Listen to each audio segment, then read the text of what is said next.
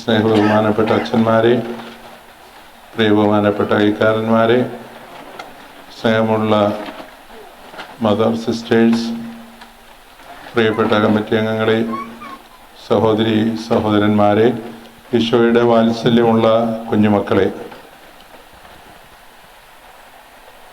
നമ്മുടെ വടക്കേ മഠത്തിൻ്റെ മധുബഹായുടെ ബാക്ക്ഗ്രൗണ്ടിൽ മുകളിലായിട്ട് ഏതാനും രൂപങ്ങൾ വെച്ചിട്ടുണ്ട്. നന്നായിട്ട് ഈ കഴിഞ്ഞ 2 വർഷം മുമ്പ് പെയിൻറ് ചെയ്ത് ഭംഗിയാക്കി വളരെ കുറച്ചുകൂടി മനോഹരമാക്കിയിട്ടുണ്ട്. അതിലൊരു രൂപത്തിൻ്റെ കൊച്ചുറേസ്യായുടെ രൂപത്തിൻ്റെ അടിയിലാണെന്നാണ് എൻ്റെ ഓർമ്മ.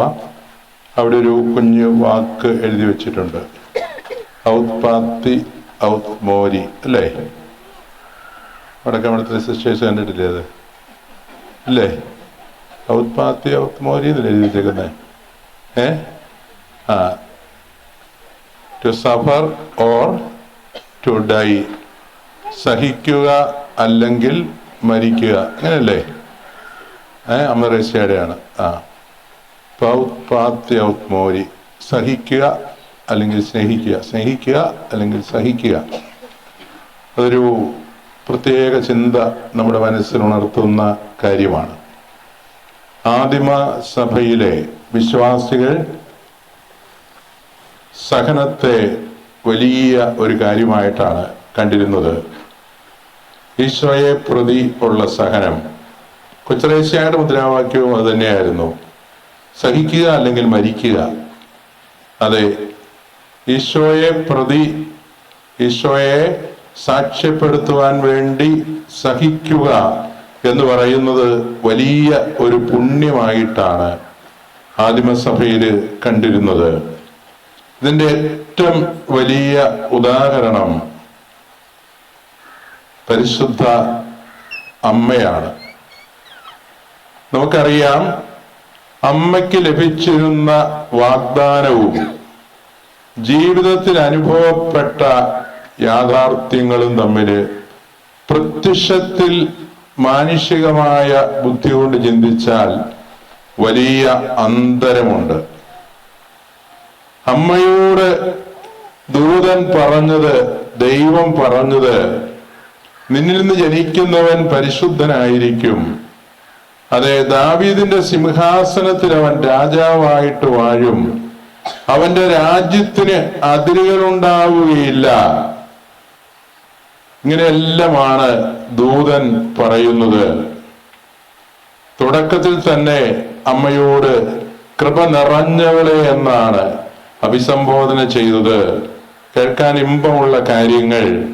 എന്നാൽ ആ മംഗളവാർത്തയിൽ തന്നെ അത്ര ഇമ്പകരമല്ലാത്തൊരു കാര്യം കൂടി പറഞ്ഞു. അവിടെ ആരംഭിച്ചു അമ്മയുടെ സഹനം, നമ്മുടെ ഭാഷയിൽ അമ്മയുടെ ദുരിതം.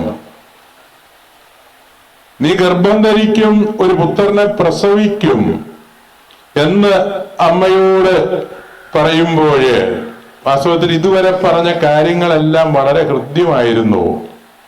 ശ്രേഷ്ഠമായ കാര്യങ്ങളാണ് പറഞ്ഞത്. കേൾക്കുമ്പോൾ തന്നെ മനസ്സ് നിറയുന്ന കാര്യങ്ങളാണ് പറഞ്ഞത്. എന്നാൽ ഇപ്പോൾ പറഞ്ഞത് വിവാഹ നിശ്ചയം ചെയ്യപ്പെട്ടിരിക്കുന്ന ഒരു കന്യകയ്ക്ക് വലിയ ഞെടുക്കമുണ്ടാക്കുന്ന, ദുഃഖമുണ്ടാക്കുന്ന കാര്യമാണ് പറഞ്ഞത്. പുരുഷനറിയാതെ ഗർഭം ധരിച്ചാൽ പരസ്യ പാപിനി എന്ന് മുദ്രകുത്തി കല്ലെറിഞ്ഞു കൊല്ലണമെന്ന മോശയുടെ നിയമം അമ്മയുടെ ഹൃദയത്തിൽ വലിയ നൊമ്പരപ്പാടുകൾ സൃഷ്ടിച്ചിട്ടുണ്ട്.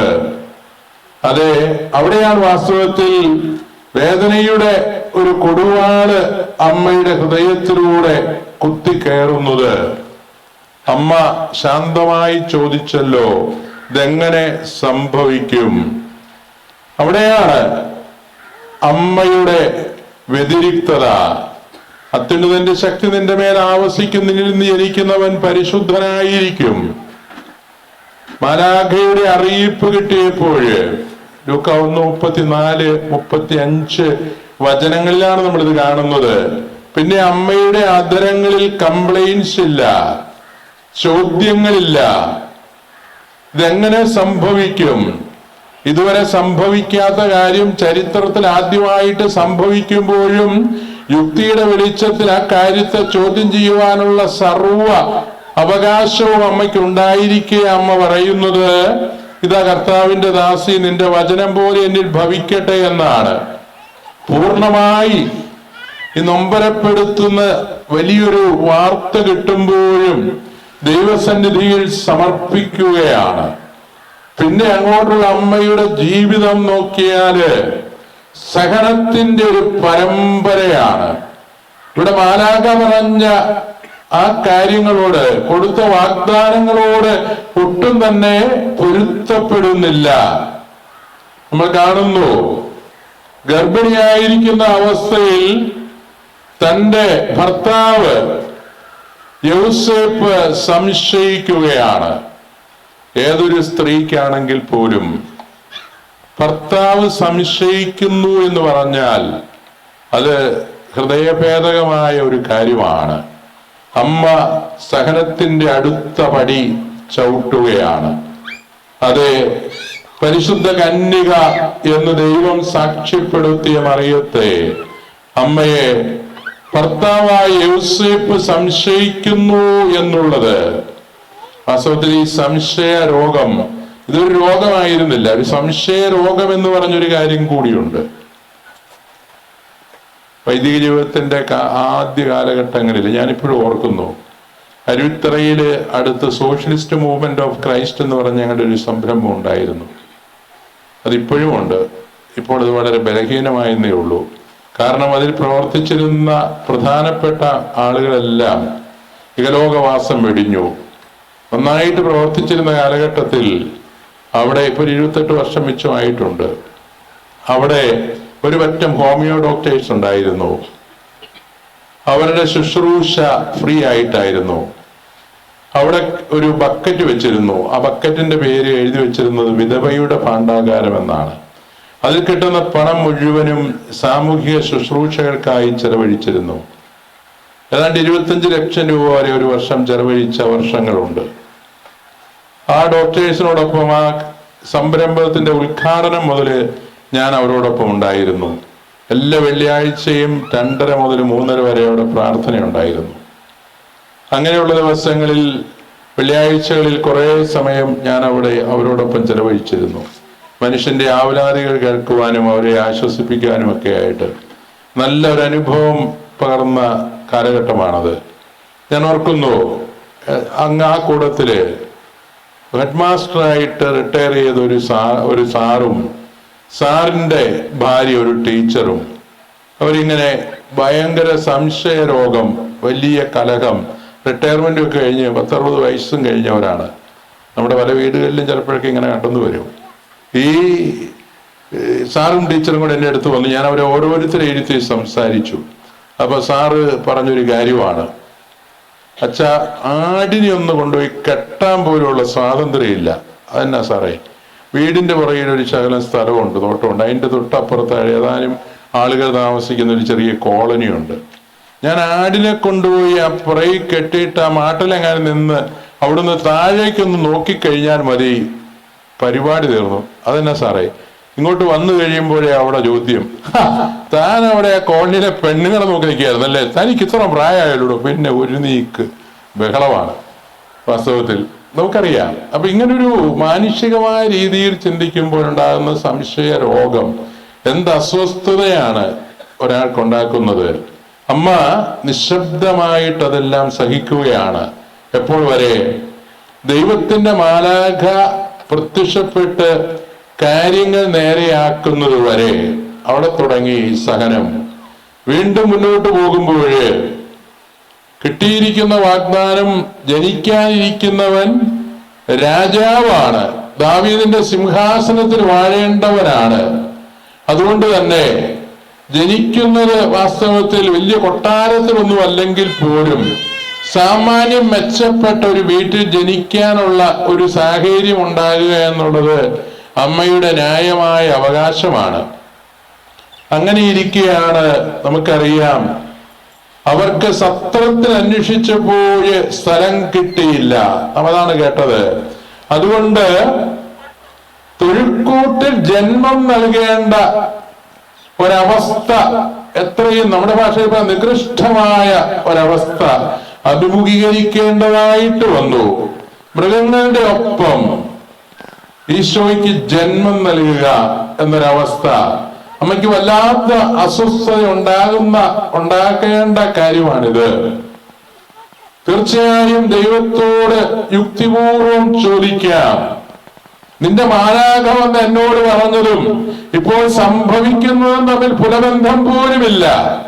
ചുരുങ്ങിയത് ഒരു സാധാരണക്കാരന്റെ ഒരു കൊച്ചു കുടിലെങ്കിലും എനിക്ക് ലഭിച്ചിരുന്നെങ്കിൽ എത്രയോ നന്നായിരുന്നു. ഈ രാജാവിന് ജന്മം നൽകാൻ ഈ ഒരു ഗതികേട് എനിക്ക് വന്നല്ലോ. അവിടെയും അമ്മയുടെ അധരങ്ങളിൽ പരാതിയില്ല. അമ്മ അതെല്ലാം നിശബ്ദമായിട്ട് സഹിക്കുകയാണ്. നമുക്കറിയാം അവനെക്കുറിച്ച് അമ്മ തന്നെ പാടിയത് അമ്മയുടെ കീർത്തനത്തിൽ മാഗ്നിഫിക്കാത്തു എന്ന കീർത്തനത്തില് അമ്മ പറഞ്ഞത്, ശക്തന്മാരെ സിംഹാസനങ്ങളിൽ തട്ടിമറിച്ച് താഴ്മയുള്ളവരെ ഉയർത്തുന്ന ദൈവത്തിന്റെ പുത്രൻ അല്ലെങ്കിൽ ദൈവം. എന്താ സംഭവിച്ചത്? ഹെറോദേസ് 2 വയസ്സ് താഴെയുള്ള കുഞ്ഞുങ്ങളെ കൊല്ലാനായിട്ട് പ്ലാൻ ചെയ്യുമ്പോൾ വീണ്ടും ദൈവത്തിന്റെ അറിയിപ്പുണ്ടായി, ഈജിപ്തിലേക്ക് പലായനം ചെയ്യുക, ചോരക്കുഞ്ഞിനെ കൈകളിലെടുത്ത് പലായനം ചെയ്യുക, അവന്റെ ജീവൻ രക്ഷിക്കേണ്ട അവസ്ഥ വരികയാണ്. അതെ, സർവശക്തനായവൻ ഇവിടെ നിസ്സഹായ അവസ്ഥയിൽ കഴിയുന്ന ആ ഒരു കാഴ്ചയാണ് നമ്മൾ കാണുന്നത്. പരിശുദ്ധ അമ്മയ്ക്ക് ഇവിടെയും യുക്തിപൂർവം ചോദിക്കാം, സർവശക്തൻ രക്ഷിക്കാൻ മാത്രം അഭയായ ഞാൻ ആരാണ്? അവിടെയും അമ്മയുടെ അധരങ്ങളിൽ പരാതിയില്ല. അമ്മ ഈജിപ്തിലേക്ക് പലായനം ചെയ്യുകയാണ്. ഇവിടെ എല്ലാം കാണുന്നത് ഈ സഹനങ്ങളെല്ലാം സഹർഷം സ്വാഗതം ചെയ്യുന്ന അമ്മയെയാണ്. വീണ്ടും നമുക്കറിയാം, അമ്മ ദൈവം അറിയിച്ചതുപോലെ തിരിച്ചെത്തി. വീണ്ടും അമ്മയുടെ ജീവിതത്തിൽ വലിയ സങ്കടകരമായ ഒരു കാര്യം ഉണ്ടാവുകയാണ്. ഈ ദിവസം അത് ഷെയർ ചെയ്യുമ്പോൾ ഇന്നലെ നമുക്കറിയാം വൈകുന്നേരം മുഴുവനും ഇന്ന് ഉച്ച കഴിയുന്നിടം വരെയും 6 വയസ്സുള്ളൊരു പെൺകുട്ടിയെ തട്ടിക്കൊണ്ടുപോയവളെ കണ്ടെത്തുവാൻ, ആ കുഞ്ഞിനെ കണ്ടെത്തുവാൻ പ്രാർത്ഥിക്കാത്ത ആരുമില്ല. അലമുറയിട്ട് കരയുന്ന അമ്മയെ നമ്മൾ കണ്ടു. ഏതാണ്ട് 20 മണിക്കൂറാണ് തട്ടിക്കൊണ്ടുപോയവരുടെ കസ്റ്റഡിയിൽ ആ കുഞ്ഞ് കഴിഞ്ഞത്. അങ്ങനെയെങ്കിൽ പതിവ് പോലെ പെസഹായ്ക്ക് തിരുനാളിന് ജെറൂസലമിലേക്ക് കുഞ്ഞിനെയും കൊണ്ടുപോയി. തിരിച്ച് വരുമ്പോൾ കുഞ്ഞ് കൂടെയില്ല. അപ്പനും അമ്മയും യോസേപ്പും മറിയവും വീണ്ടും സംഗമിച്ചപ്പോൾ 2 പേരും ഓർത്തു അവരുടെ ആരുടെയെങ്കിലും കൂടെ കാണുമെന്ന്. സത്യം മനസ്സിലാക്കി കുഞ്ഞിനെ കാണാനില്ല. വാസ്തവത്തിൽ എന്താണ് സംഭവിക്കേണ്ടത്? 3 ദിവസം അന്വേഷിച്ചു. 3 × 24 മണിക്കൂർ. 20 മണിക്കൂർ സഹിച്ച ഈ അമ്മയുടെ എത്ര ഇരട്ടിയായിരിക്കണം പരിശുദ്ധ അമ്മ കുഞ്ഞിനെ തേടി സഹിക്കുന്നത്. ആ സഹനത്തിലും നമുക്ക് വേറിട്ട ഒരു അനുഭവമുണ്ട്. അതാണല്ലോ തിരുക്കുടുംബത്തിന്റെ ശ്രദ്ധേയമായ ഒരു സവിശേഷത. പല സവിശേഷതകളിൽ ഒന്നതാണ്. ഈ അപ്പനും അമ്മയും തിരിച്ചു നടക്കുമ്പോൾ കുഞ്ഞിനെ കണ്ടെത്തുന്നില്ലെന്ന് വിചാരിക്കുക. നമ്മുടെ സുറിയാനി ക്രിസ്ത്യാനി കുടുംബത്തിലെ കാരണവരും കാരണവത്തിയും കൂടിയാണ് ഇങ്ങനെ ഒരു അനുഭവത്തിലേക്ക് വരുന്നതെങ്കിൽ നമ്മുടെ അപ്പനും അമ്മയും എന്ന് വിചാരിക്കുക. കൊച്ചിനെ കാണുന്നില്ലെങ്കിൽ അപ്പന്റെ സ്വഭാവം അനുസരിച്ച് ഊടുപാട് അമ്മയെ വഴക്ക് പറയും.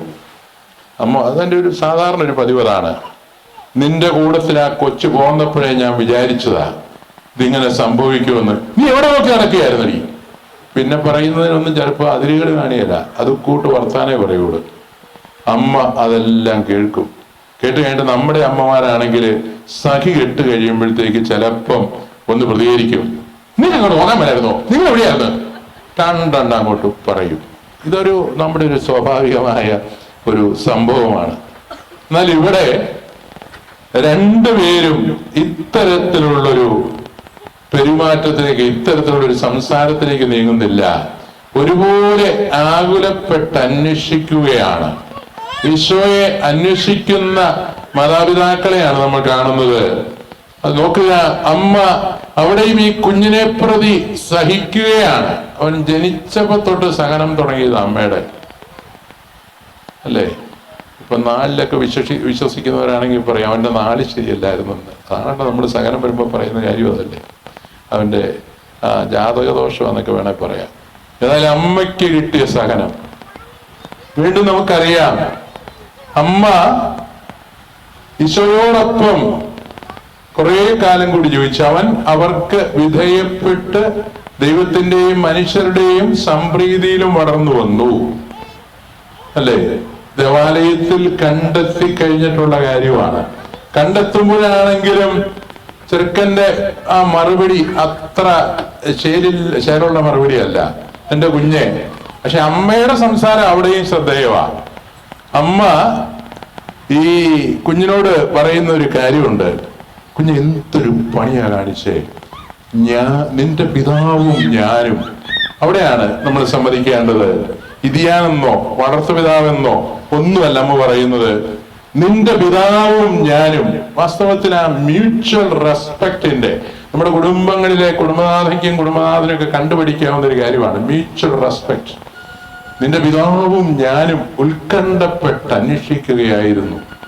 അതാണ് അമ്മ പറയുന്നത്. അപ്പൊ ആ വാക്കുകളുടെ ആ ഒരു കുലീനത്വം, ആ വാക്കുകളിൽ ഉൾച്ചേർന്നിരിക്കുന്ന ഒരു സ്നേഹ ചൈതന്യം, അതെല്ലാം നമുക്ക് അമ്മയുടെ വാക്കുകളിൽ കാണാം. പലപ്പോഴും നമ്മൾ അതിൽ നിന്ന് ഒരുപാട് ദൂരെയാണ് അമ്മയിൽ നിന്ന്, അല്ലേ? ഈ വാക്കുകളാണ് പലപ്പോഴും മനുഷ്യന്റെ മനസ്സിനെ മുറിപ്പെടുത്തുന്നത്. അത് ഭാര്യയും ഭർത്താവും തമ്മിലാണെങ്കിലും, അപ്പനും മകനും തമ്മിലാണെങ്കിലും, അതെ സഹോദരങ്ങൾ തമ്മിലാണെങ്കിലും, അതെ വാക്കുകൾ കൊണ്ട് ഉണ്ടാകുന്ന മുറിവ്. കവി പണ്ട് പാടിയിട്ടില്ലേ, അമ്പുകൊണ്ടുണ്ടാ മരണം കാലത്താൽ നികന്നിടും, കൊമ്പുകൾ കണ്ടിച്ചാലും പിന്നെയും കിളിർത്തിടും, കാട്ടുതീയാൽ വനം വെന്തെരിഞ്ഞിടിലും പിന്നെയും തളിർത്തിടും, കേട്ടുകൂടാത്ത വാക്കാം ആയുധം പ്രയോഗിച്ച് കർണങ്ങൾ പുണ്ണായാൽ പിന്നെ ശമിക്കല്ലൊട്ടുനാൾ കഴിഞ്ഞാലും, അല്ലേ? അമ്പുകൊണ്ടൊരു വ്രണമുണ്ടായാൽ അത് നികന്നു വരും, കൊമ്പ് കണ്ടിച്ചാൽ അത് വീണ്ടും തടുത്തു വരും, കാട്ടുതീ കൊണ്ട് വനം വെന്തിരിഞ്ഞാൽ പിന്നെയും കിടർത്തു വരും. എന്നാൽ കേട്ടുകൂടാത്ത വാക്കാം ആയുധം പ്രയോഗിച്ച് കർണങ്ങൾ പുണ്ണായാൽ പിന്നെ ശമിക്കല്ലൊട്ടുനാൾ കഴിഞ്ഞാലും. വാക്കുകൾ കൊണ്ട് ഉണ്ടാകുന്ന ആ മുറിവുകൾ ഒത്തിരി സമയമെടുക്കും. അതാണ് നമ്മൾ കണ്ടുപിടിക്കേണ്ട ഒരു കാര്യം. അമ്മ എത്ര ഹൃദ്യമായിട്ടാണ് അവിടെ സംസാരിച്ചത്. ഇതെല്ലാം കഴിഞ്ഞിട്ട് അമ്മയുടെ സഹനയാത്ര അവിടം കൊണ്ടും അവസാനിച്ചില്ല. നമുക്കറിയാം, ഈശോ പരസ്യ ജീവിതം ആരംഭിച്ചതിന് ശേഷം അമ്മയെ നമ്മൾ ഇന്നലെ പറഞ്ഞതുപോലെ കാനായിൽ സന്ദർഭവശാൽ ഒന്ന് കാണുന്നുണ്ട്. പിന്നീട് അടയാളങ്ങളിലൂടെ ദൈവത്തിന്റെ മഹത്വം പ്രഘോഷിച്ചുകൊണ്ട് ആളുകളുടെ കയ്യടി മേടിച്ച് അത്ഭുതത്തോടെ ആളുകൾ ഇവനെ സൂക്ഷിച്ചപ്പോഴോ, ഇവനെ രാജാവാക്കാൻ തുടങ്ങിയപ്പോഴോ, ഇവൻ മരിച്ചവരെ ഉയർപ്പിച്ചപ്പോഴോ ഒന്നും അമ്മയുടെ സാന്നിധ്യം കാണുന്നില്ല. സാധാരണഗതിയില് മകൻ അത്ഭുതകരമായ ഒരു കാര്യം നടത്തുമ്പോൾ നമ്മുടെ അമ്മമാർക്കാണെങ്കിൽ എന്തൊരു സന്തോഷമായിരിക്കും. ആ സന്തോഷത്തിൽ പങ്കുചേരാൻ അവിടെ ഉണ്ടായിരിക്കും. അവിടെ പള്ളികളിലൊക്കെ ചെല്ലുമ്പോൾ ചില അമ്മച്ചിമാർ വന്ന് പരിചയപ്പെടുത്താറുണ്ട്. പക്ഷെ എന്നെ മനസ്സിലായോ, ഈ കഴിഞ്ഞ ദിവസം പുത്തകുർബാനയില്ലായിരുന്നു, അത് എൻ്റെ മകന്റെയാ. ഇങ്ങനെ പറയുമ്പോഴത്തേക്കും ആ അമ്മയ്ക്കൊരു വലിയ ഗമയാ. പരിശുദ്ധ അമ്മയ്ക്ക് എന്തുമാത്രം ഗമ നേടാവുന്ന അവസരങ്ങൾ ഉണ്ടായിരുന്നു. അവിടെ ഒന്നും അമ്മ കാണുന്നില്ല, അമ്മയെ കാണുന്നില്ല, അല്ലെ? എന്തൊരു അത്ഭുതങ്ങളാണ്! ഇതുവരെ ചരിത്രത്തിൽ സംഭവിക്കാത്ത, ആർക്കും ചെയ്യാൻ സാധിക്കാത്ത കാര്യമാണ്. കുഴിച്ചിട്ടിട്ട് ചീഞ്ഞു നാറുന്ന സമയമായവന്റെ കല്ലറയ്ക്കൽ പോയി നിന്നിട്ട് ലാസറെ പുറത്തു വരാൻ പറയുമ്പോഴത്തേക്ക് അവൻ വളരെ കൂളായിട്ട് ഇറങ്ങി വരുന്നെങ്കിൽ, അങ്ങനെ ഒരു സംഭവം നടത്തുമ്പോൾ ആ പുറകിൽ വന്ന് നിന്നിട്ട് ആൾക്കാരോട് പറയണ്ട അവന്റെ അമ്മയാ കേട്ടോ, ഞാൻ ഒരു നല്ല ഗമയല്ലേ, അതൊരു നല്ല അന്തരീക്ഷമാണ്. അങ്ങനെയുള്ള സ്ഥലങ്ങളിലൊന്നും അമ്മയെ കാണുന്നില്ല. വാസ്തവത്തിൽ പിന്നെ നമ്മൾ എവിടെ കാണുന്ന അമ്മയെ? ആളുകൾ പറഞ്ഞു ഇവന് നല്ല സുബോധമുണ്ടെന്ന് തോന്നുന്നില്ല, ഇവന് ശരിക്ക് സുബോധമുണ്ടെന്ന് തോന്നുന്നില്ല. ഉടനെ അമ്മ സഹോദരിയുടെ മക്കളെയൊക്കെ കൂട്ടി അന്വേഷിച്ച് ഓടി വന്നപ്പോഴ് വലിയ പ്രബോധനം നടത്തിക്കൊണ്ടിരിക്കുകയാണ്. അടുക്കൽ നിന്ന് ആളോട് പറഞ്ഞു, ദേ അവനോടൊന്ന് പറഞ്ഞേ അവന്റെ അമ്മയും സഹോദരൻ കസിൻസും വന്നിട്ടുണ്ടെന്ന്. അപ്പൊ അവനോട് പോയി ആ കാര്യം പറഞ്ഞു. അപ്പൊ അവന്റെ മറുപടി എന്നാ? വാസ്തവത്തിൽ കുണ്ടിക്കിട്ട് 2 പൊട്ടിയിൽ കൊടുക്കേണ്ട മറുപടിയാണ് നമ്മുടെ അമ്മമാര് ശ്രദ്ധിക്കുമ്പോ. എന്നാ പറഞ്ഞത്? ആരാണ് എൻ്റെ അമ്മ, ആരാണ് എൻ്റെ സഹോദരങ്ങൾ അല്ലെ? അത് കേൾക്കുമ്പോ തന്നെ രണ്ടാമത്തെ വാചകം ഈശോ പറയുന്നതിന് മുമ്പാണ് ആ തിക്കി തിരക്കേന്റെ ഇടവഴി കയറി ചെന്നിട്ട് നിന്റെ അമ്മ നിനക്ക് അറിയാൻ പാടില്ലടാന്ന് ചോദിക്കും. പാടേ ഇന്നത്തെ അമ്മച്ചി കാണാൻ എന്നാലും പൊട്ടിക്കും. എന്നിട്ട് രണ്ടാമത്തെ വാചകം ഈശോ പറയുന്നത് നമുക്കറിയാം, എൻ്റെ വചനം പാലിക്കുന്നവരാരോ അവരാണ് എൻ്റെ അമ്മയും എൻ്റെ സഹോദരനും സഹോദരിയും. അമ്മയുടെ മഹത്വത്തിന്റെ അടിസ്ഥാനം ഇവിടെ കണ്ടെത്തുകയാണ്. വചനം 100% പാലിച്ചു അമ്മ, അതാണ് സംഭവിച്ചത്. വീണ്ടും നമ്മൾ അമ്മയെ കാണുന്നത് പിന്നീട് നമുക്കറിയാം എപ്പോഴാണെന്ന്. മകൻ കയ്യാലിക്കപ്പെട്ടു അല്ല ഏൽപ്പിക്കപ്പെട്ടു എന്നറിഞ്ഞപ്പോഴ് അമ്മ ആകുലത, അടക്കാനാവാത്ത സങ്കടം അമ്മ കടന്നു വരികയാണ്. കുരിശിന്റെ വഴിയിൽ കാണുന്ന അമ്മ, കുരിശിന്റെ വഴിയിൽ കാണുന്ന അമ്മ. ആ അമ്മയുടെ അത്തരങ്ങളിൽ പരാതിയില്ല. സാധാരണ അമ്മമാരാണെങ്കിൽ എന്താണ് അവസ്ഥ? നമ്മൾ ഈ പാണ്ഡവ കൗരവ യുദ്ധം കഴിഞ്ഞപ്പോൾ, മഹാഭാരത യുദ്ധം കഴിഞ്ഞപ്പോൾ നമ്മൾ വായിച്ചിട്ടുണ്ട് കഥയില്. ഇങ്ങനെ മക്കളുടെയും കൊച്ചുമക്കളുടെയും എല്ലാം കബന്ധങ്ങൾ, ഇങ്ങനെ ശവശരീരങ്ങൾ, അതിന്റെ നടുവിലൂടെ ഗാന്ധാരി കടന്നു വരികയാണ്. അവരുടെ അമ്മ, ആരുടെ അമ്മ? പഞ്ചപാണ്ഡവന്മാരുടെ അമ്മ അല്ലേ? അല്ല ഇവിടെ കൗരവന്മാരുടെ അമ്മ ഗാന്ധാരി കടന്നു വരികയാണ്. ഗാന്ധാരി, മറ്റേത് കുന്തിദേവിയാ. ഗാന്ധാരി കടന്നു വരുമ്പോൾ ഈ വേദന നിറഞ്ഞ് നിൽക്കുന്ന കാഴ്ച, ഹൃദയത്തെ കുത്തിക്കേറുന്ന കാഴ്ച കണ്ട് അങ്ങ് പോവുകയാണ്. പോയി കഴിഞ്ഞിട്ട് ഈ ഗാന്ധാരി വിലാപം എന്ന് പറഞ്ഞൊരു കവിതയിൽ, എനിക്ക് തോന്നുന്ന ബാലാമണിയമ്മയെ എഴുതിയേക്കുന്നത്, അതിന്റെ അവസാനം പറയുന്ന ഒരു 2 ലൈനുണ്ട്.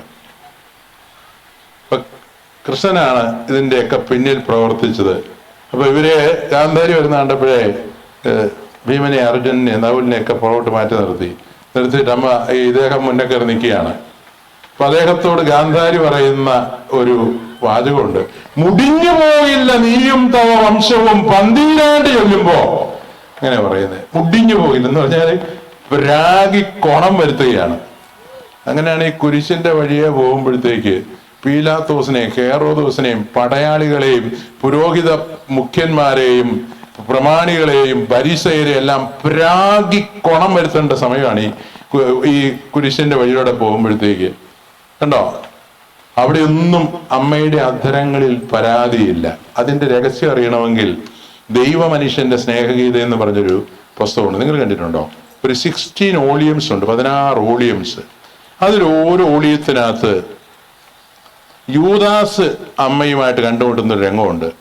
യൂദാസ് നല്ല ബുദ്ധിയുള്ള ആളായിരുന്നു. ഈ പണമൊക്കെ ഹാൻഡിൽ ചെയ്യാൻ മിടുക്കനായതുകൊണ്ടാണ് നമുക്ക് യൂദാസിനെ കുറിച്ചൊരു പുച്ഛവാ. വാസ്തവത്തിൽ ഇവനെ ഒറ്റിക്കൊടുത്ത കാരണത്താലെ നമ്മുടെ നെഗറ്റീവായിട്ട് എപ്പോഴും അവനെ കുറിച്ച് പറയുന്നത്. എന്നാൽ നല്ല ധനമന്ത്രിമാരെ കുറിച്ച് ചിന്തിക്കുമ്പോൾ യൂദാസിനെ നമുക്ക് കണ്ടോ, അവന്റെ കഴിവ് നമുക്ക് കാണാൻ പറ്റും. ഭംഗിയായിട്ട് ഈ കാര്യങ്ങളെല്ലാം കൈകാര്യം ചെയ്യുന്നു. എന്നാൽ ആരും കാണാതെ അതിൽ വീഴുന്ന പണം കൊഞ്ചം മോഷ്ടിക്കുന്നു. കണ്ടോ, എന്തൊരു നല്ല ധനകാര്യമന്ത്രിയാണ്. അപ്പൊ ഈ കാര്യങ്ങളെല്ലാം വളരെ കൃത്യമായിട്ട് മനസ്സിലാക്കുകയും ചെയ്യുകയും ചെയ്തിരുന്ന ഒരാളാണ് ഈ യൂദാസ്. നല്ല കഴിവും പ്രാപ്തി ഉണ്ടായിരുന്നു. അതുകൊണ്ട് അവനെ പണസഞ്ചി ഈശോ ഏൽപ്പിച്ചത്. അപ്പൊ അവന് പെട്ടെന്ന് കാര്യങ്ങൾ മനസ്സിലാക്കാനുള്ളൊരു കഴിവുണ്ട്. ഈ ദൈവമനുഷ്യന്റെ സ്നേഹഗീതയില് ഇവൻ അമ്മയുടെ അടുക്കൽ വന്നിട്ട് പറയുക, അമ്മേ ഒന്ന് സൂക്ഷിക്കണം കേട്ടോ. അതിനാ ഈശോയുടെ പോക്കൊരു വല്ലാത്ത പോക്കാണ്. അടുത്ത വാചകം പറയുന്നത്, അവൻ എന്തെങ്കിലും സംഭവിച്ചാൽ നീ എന്ത് ചെയ്യും? ആ ചോദ്യത്തിന്റെ ധ്വനി നമുക്കറിയാം. അവനെ ആരെങ്കിലും കൊന്നുകളയാനുള്ള സാധ്യതയുണ്ട്, തല്ലിക്കൊല്ലും. അവൻ എന്തെങ്കിലും സംഭവിച്ചാൽ നീ എന്ത് ചെയ്യും? അപ്പൊ അമ്മയുടെ ഒരു മറുപടി ഉണ്ട്, ഒരിക്കലും മറക്കാനാവാത്തൊരു മറുപടി. അമ്മ പറയുക, മകനെ യൂദാസേ, എന്റെ മകൻ ഈശോയ്ക്ക് എന്തെങ്കിലും സംഭവിച്ചു എന്നറിഞ്ഞാൽ എന്റെ കണ്ണുനീര് വറ്റുവോളം ഞാൻ കരയും. എന്നാൽ ഏതെങ്കിലും ഒരു നിമിഷം അവൻ പിതാവിന്റെ ഇഷ്ടത്തിനെതിരായിട്ട് എന്തെങ്കിലും ചെയ്തു എന്നറിഞ്ഞാൽ എന്റെ കണ്ണുകളിൽ നിന്ന് ഒഴുകുന്നത് കണ്ണുനീരായിരിക്കുകയില്ല, പ്രത്യുത രക്തകണങ്ങളായിരിക്കും. അതാ പറയുന്നത്. ഇപ്പൊ രക്തക്കണ്ണുനീർ പൊഴിക്കുന്ന അമ്മയുടെ പടങ്ങളൊക്കെ നമ്മൾ കണ്ടിട്ടുണ്ട്. എന്റെ കണ്ണുകളിൽ നിന്ന് രക്തകണങ്ങളായിരിക്കും ഒഴുകുന്നത് ഈശോ പിതാവിന്റെ ഇഷ്ടത്തിനെതിരായിട്ട് എന്തെങ്കിലും ചെയ്തു എന്ന് പറഞ്ഞാൽ. അപ്പൊ അമ്മയുടെ മനസ്സ് നിറച്ച് ദൈവ വിചാരമാ, വിശ്വാസത്തിന്റെ അഗാധമായ ബോധ്യമാ. ആ അമ്മ കാൽവരിയിലേക്ക് കയറുമ്പോൾ വാസ്തവത്തിൽ ഒരു സങ്കടക്കടലിലൂടെയാണ് നീന്തി കയറുന്നതെങ്കിലും സഹനത്തിന്റെ വാൾ അവരുടെ ഹൃദയത്തെ തുളച്ചു കയറുമ്പോഴും അമ്മയും മകനും കണ്ടുമുട്ടുന്ന ഒരു രംഗം, വിങ്ങിപ്പൊട്ടുന്ന രണ്ട് ഹൃദയങ്ങൾ, കവിഞ്ഞൊഴുകുന്ന 4 കണ്ണുകൾ എന്നൊക്കെ നമ്മൾ വളരെ ഭാവനാത്മകമായിട്ട് കുരിശിന്റെ വഴിയിൽ ധ്യാനിക്കുന്നുണ്ട്. പക്ഷെ വാസ്തവത്തിൽ അമ്മയുടെ സ്വഭാവം മനസ്സിലാക്കുമ്പോൾ ഹൃദയം വിങ്ങിപ്പൊട്ടി കാണും, കണ്ണുകൾ നിറഞ്ഞ് കവിഞ്ഞൊഴുകി കാണും. പക്ഷേ കുരിശും കൊണ്ടുപോകുന്ന മകന്റെ മുഖത്തേക്ക് നോക്കി ഒരടി മുന്നോട്ട് വെക്കരുത്, ചുമക്കുക, പോകുക കാൽവരിയിലേക്ക്, ബലിയർപ്പണത്തിന് എന്ന് നിശബ്ദമായിട്ട് പറയുന്ന അമ്മയെയാണ് നമുക്ക് കാണാൻ കഴിയുക. അമ്മ കുരിശിന്റെ ചുവട്ടിലുമുണ്ട്, അതരങ്ങളിൽ പരാതിയില്ല, എല്ലാം സഹിക്കാമായിരുന്നു. അവസാനത്തെ ഒരു കാഴ്ച കൂടി കാണേണ്ടി വന്നു. എന്താണ്? സാധാരണ നമ്മൾ പറയുന്ന ഒരു പ്രയോഗമുണ്ട്, ശവത്തെ കുത്തരുത്. അത് നികൃഷ്ടമായ വളരെ ക്രൂരമായ ഒരു കാര്യമാണ്. ഈശോ മരിച്ചു എന്ന് കണ്ടതിനാൽ പടയാളികൾ ഒരുവൻ അവന്റെ തിരവിലാപ്പുറത്ത് കുന്തം കൊണ്ട് കുത്തി. ശവത്തെ കുത്തുന്ന കാഴ്ച, മകന്റെ ശവത്തെ കുത്തുന്ന കാഴ്ച കൂടി. ശവത്തോട് നമുക്ക് ഭയങ്കര റെസ്പെക്റ്റാ. ഇവിടെ ആ ഒരു കാഴ്ച പോലും കാണേണ്ട വന്ന അമ്മയാണ്. അങ്ങനെയുള്ളൊരു കാഴ്ച കണ്ടിട്ടും അമ്മയുടെ അധരങ്ങളിൽ പരാതിയില്ല. കുരിശിൽ നിന്നിറക്കിയ മകന്റെ മൃതശരീരം തന്റെ മടിയിൽ കിടത്തുമ്പോഴും നമുക്കറിയാം, സഹനത്തിന്റെ തീച്ചൂളയിൽ അമ്മ വെന്തെഴിയുമ്പോഴും ഇവന്റെ രാജ്യത്തിനാണോ അതിരുകൾ ഉണ്ടായിരിക്കില്ലെന്ന് പറഞ്ഞത്? അവനാണോ ശക്തന്മാരെ സിംഹാസനങ്ങൾ തട്ടിമറിക്കുന്നവൻ? ഇങ്ങനെ ദൈവത്തിന്റെ വചനം ഹൃദയത്തിൽ ധ്യാനിച്ച് ദൈവത്തിനെതിരായിട്ട് പെറുപെറുക്കുവാൻ, ദൈവത്തിനെതിരായിട്ട് പ്രവർത്തിക്കാനുള്ള സകല സാധ്യതകളും ഉണ്ടായിരുന്നിട്ടും അതൊന്നും ഗൗനിക്കാതെ അമ്മ എത്ര ശക്തമായിട്ടാണ് ദൈവത്തിന്റെ പദ്ധതിയോട് ചേർന്ന് നിൽക്കുന്നത്. വാസ്തവത്തിൽ സഹനത്തിന്റെ മൂല്യം തന്റെ ജീവിതത്തിലൂടെ ജീവിച്ചാവിഷ്കരിച്ചു തന്ന അമ്മ നമ്മുടെ ക്രൈസ്തവ ജീവിതത്തിൽ നമുക്ക് വലിയൊരു ആവേശമാണ്, ശക്തിയാണ്, ചൈതന്യമാണ്. അമ്മ സംസാരിക്കുകയല്ല, മറിച്ച് ചെയ്ത് കാണിക്കുകയാണ്. ഇന്ന് കേട്ട് പഠിക്കാൻ ആളുകൾ കുറവാണ്. നമുക്കറിയാം, പവർ പോയിന്റ് പ്രസന്റേഷനിലൊക്കെ കണ്ടു പഠിക്കുന്ന ആൾക്കാരാ. അമ്മയുടെ ജീവിതം ഒരു പവർ പോയിന്റ് പ്രസന്റേഷൻ ആയിരുന്നു. കാരണം അമ്മയെ കണ്ടുപഠിച്ചു. കേട്ടുപഠിച്ചു എന്നതിനേക്കാൾ അമ്മയെ കണ്ടുപഠിച്ചു. അങ്ങനെ കണ്ടുപഠിക്കാൻ തക്കവണ്ണമുള്ള വലിയ ഒരു മാതൃകയാണ് പരിശുദ്ധ അമ്മ. ആ അമ്മയുടെ ഓർമ്മയാണ് ഈ ദിവസങ്ങളിൽ നമ്മൾ ഹൃദയപൂർവം ധ്യാനിക്കുന്നത്, അയവിറക്കുന്നത്. നമുക്കറിയാം, പരിശുദ്ധ മുത്തിയമ്മ, ഈ അമ്മയുടെ രൂപത്തിന് നമ്മളുമായിട്ടുള്ള വലിയൊരു ഹൃദയബന്ധമുണ്ട്. കാരണം നമ്മുടെ മാതൃ ഇടവകയില്, ആ ഇടവകയുടെ തുടക്കത്തിൽ സ്വർഗം വിട്ട് താഴേക്ക് വന്ന് കുഞ്ഞുങ്ങൾക്ക് മുത്തിയമ്മയുടെ ഈ രൂപത്തിൽ പ്രത്യക്ഷപ്പെട്ട് അവർക്ക് വെള്ളവും അപ്പവും നൽകി പള്ളി വെക്കേണ്ട സ്ഥലം കൂടി പരിചയപ്പെടുത്തി അകന്നുപോയ മുത്തിയമ്മ ആദ്യ നൂറ്റാണ്ടിൽ തന്നെ നമ്മുടെ മാതൃ ഇടവകയിൽ പ്രത്യക്ഷപ്പെട്ട അമ്മ. വാസ്തവത്തിൽ നമുക്കറിയാം, ലോകത്തിലുള്ള മിക്കവാറും ഇടങ്ങളിലൊക്കെ പ്രത്യക്ഷപ്പെടുന്നതിന് എത്രയോ നൂറ്റാണ്ടുകൾക്ക് മുൻപ് അമ്മ നമ്മുടെ മാതൃ ഇടവകയിൽ പ്രത്യക്ഷപ്പെട്ടു. അതുകൊണ്ട് തന്നെ പ്രത്യക്ഷപ്പെട്ട സ്ഥലത്തൊക്കെ ചെല്ലുമ്പോൾ നമുക്കൊരു വലിയ അനുഭവമാണ്. ഫ്രാൻസിൽ ചെന്നാൽ നമ്മുടെ ആൾക്കാർക്ക്, അച്ഛന്മാർക്ക് ലൂർദിൽ പോവുക എന്ന് പറയുന്ന ഒരു ആവേശമാണ്. ഈ ലൂർദിൽ ചെന്ന് കഴിഞ്ഞാല് നമുക്കറിയാം, ആ അമ്മയുടെ ലൂർദിലെ ആ ഗ്രോട്ടോടെ എടുത്ത ആ പരിസരം മുഴുവനും അവിടെ എല്ലാം ഒരു ബഹളവും ഒച്ചപ്പാടും ഒന്നും ഒരു നെല്ലിയല വീണാൽ കേൾക്കാം. ഞാനും പാലാരൂപതയിലെ ഒരു കൊച്ചനും കൂടി അവിടെ ലൂർദിൽ ചെന്നപ്പോൾ ഇച്ചിരി ഭക്ഷണം മേടിച്ചോണ്ടാവേ വിശന്ന് ചെന്നതുകൊണ്ട് അതിൻ്റെ മൂലയ്ക്ക് പോയിരുന്ന് ഇത് കഴിച്ചുകൊണ്ടിരിക്കുമ്പോൾ എന്തോ ഞങ്ങൾ അങ്ങോട്ടും ഇങ്ങോട്ടും ഇച്ചിരി സംസാരിച്ചു. ഉടനെ സെക്യൂരിറ്റി വന്നിട്ട് പറഞ്ഞു, സൈലൻസിയോ, നിശബ്ദരായിരിക്കുക എന്ന് പറഞ്ഞാൽ ആ അന്തരീക്ഷത്തിന് പോലും ഉണ്ടൊരു പരിശുദ്ധിയുടെ പരിവേഷം, ആ ഒരു അവസ്ഥയുണ്ട്. അവിടെ ലൂർദിൽ ചെല്ലുമ്പോൾ ഈ ക്രച്ചസ് അതുപോലെ മറ്റങ്ങനെയുള്ള ഉപകരണങ്ങളെല്ലാം ഈ അമ്മയുടെ അടുക്കൽ ധാരാളമായിട്ട് ഇരിപ്പുണ്ട്. നമുക്കറിയാം, അമ്മയുടെ കാലിനും കൈക്കൊന്നും ഒരു കുഴപ്പമില്ലായിരുന്നു. ഈ കുഴപ്പമുള്ളവന്മാരുടെ കുഴപ്പം മാറിക്കിട്ടി കഴിയുമ്പോഴത്തേക്ക് അമ്മയ്ക്ക് സമ്മാനമായിട്ട് കൊടുത്തിട്ട് പോകുന്ന കാര്യങ്ങൾ അവിടെ വെച്ചേക്കുന്നത് നമുക്ക് ലൂർദിൽ ചെന്നാൽ കാണാം. അപ്പൊ എന്ന് നോക്കിക്കേ, നമുക്ക് വിശ്വാസം ഉണ്ടെങ്കിൽ നമ്മൾ ശരിക്കും അമ്മയുടെ മക്കളാണ്, അമ്മ സ്നേഹിച്ച മക്കളാണ്. നമ്മുടെ ഇടവകയിൽ അമ്മ പ്രത്യക്ഷപ്പെട്ടു, നമ്മുടെ പൂർവികരുടെ. അവിടെ ചെല്ലുമ്പോൾ നമുക്ക് എന്തൊരു ശക്തമായ ദൈവാനുഭവമാണ് ഉണ്ടാകേണ്ടത്.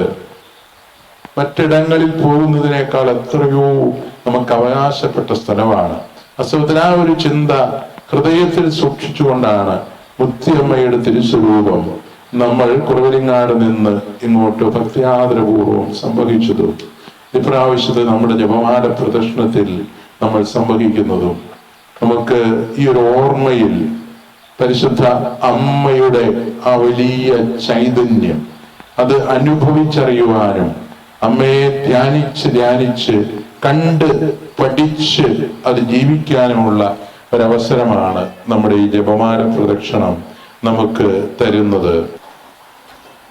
കർത്താവായ ഈശോയെ, പരിശുദ്ധ അമ്മയുടെ മഹനീയ സാന്നിധ്യം വഴി ഞങ്ങളെ അനുഗ്രഹിക്കുന്നതോർത്ത് ഞങ്ങൾ അങ്ങേക്ക് സ്തുതികൾ അർപ്പിക്കുന്നു, അങ്ങേ ആരാധിക്കുന്നു. പരിശുദ്ധ അമ്മയെ, മുത്തിയമ്മയെ, ഞങ്ങളുടെ കൂടെ നടക്കുകയും അമ്മയുടെ കൂടെ നടക്കുവാൻ ഞങ്ങളെ ക്ഷണിക്കുകയും ചെയ്യുന്ന ഈ ദിവസങ്ങളിൽ അമ്മ ഞങ്ങൾക്ക് വേണ്ടി എത്ര ശക്തമായിട്ടാണ് ഈശോയുടെ അനുഗ്രഹം പ്രാർത്ഥിക്കുന്നതെന്ന് ഞങ്ങൾ അറിയുന്നു. ഇന്ന് അമ്മയോടൊപ്പം കൂടെ നടന്ന ഈ മക്കളെ എല്ലാവരെയും ആശീർവദിക്കുന്നതിനും ഇവിടെ തയ്യാറാക്കിയിരിക്കുന്ന സ്നേഹവിരുന്ന് ആശീർവദിക്കുന്നതിനും ഈശോയോട് അപേക്ഷിക്കണമേ. കർത്താവായ ഈശോയെ, ഞങ്ങളെയും ഞങ്ങൾ ഭക്ഷിക്കുവാൻ പോകുന്ന ആഹാര സാധനങ്ങളെയും കൃപയുടെ കരങ്ങൾ ഉയർത്തി അനുഗ്രഹിച്ച് ആശീർവദിക്കണമേ. ഇന്നത്തെ പ്രാർത്ഥനാ ശുശ്രൂഷയിൽ പങ്കെടുത്ത ഓരോരുത്തരെയും അവരുടെ കുടുംബങ്ങളെയും ആശീർവദിക്കണമേ.